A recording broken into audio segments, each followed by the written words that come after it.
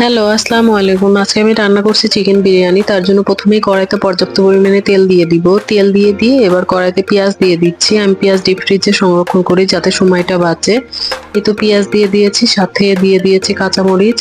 আর এখানে দিয়েছি হচ্ছে দারচিনি, এলাচ, তেজপাতা। আর এখন দিয়ে দিচ্ছি পেঁয়াজ বাটা, আদা, রসুন, জিরা আমি একসাথে বেটে রেখেছিলাম। সেই বাটা মসলাটা দিয়ে আমি লবণ দিয়ে দিলাম। লবণ দিয়ে এবার বিরিয়ানি মসলা দিয়ে দিলাম। এটা আমার ঘরে বানানো বিরিয়ানি মসলা।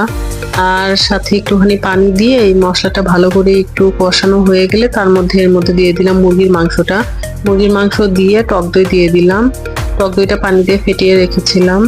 এই তো টক দই দিয়ে দেওয়া হয়ে গেলে এটা ঢাকা দিয়ে দিলাম। এই তো মাংসটা আমার প্রায় সিদ্ধ হয়ে গিয়েছে। এবার আমি মাংসের মধ্যে চালটা দিয়ে দিব। আমি ঝটপট রান্না করে চালটা আর আলাদা ভাজি না। চালের মধ্যে আমি বাদাম দিয়ে দিলাম, সামান্য একটু কেওড়া জল দিয়ে দিলাম। দিয়ে চালটা ভালো করে ভেজে নিতে হবে। এখন এটার সাথেই ভেজে নিতে হবে।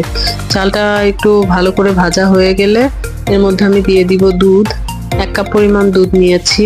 আর যেহেতু আমি ২ কাপ চাল নিয়েছি তার জন্য ৪ কাপ পানি দিয়ে দিয়েছি। দিয়ে খুব ভালো করে নেড়ে এবার আমি ঢাকা দিয়ে দিব। এই তো আমার বিরিয়ানিটা প্রায় হয়ে এসেছে। এবার আমি এটা দেখছেন বেশ ঝরঝরে হয়েছে। এবার আমি এটাকে দমে বসিয়ে দিব। নিচে একটা তাওয়া দিয়ে উপরে দম বসিয়ে দিব। এই তো আমার বিরিয়ানিটা হয়ে গিয়েছে। আপনারা সবাই ভালো থাকবেন। আল্লাহ হাফেজ।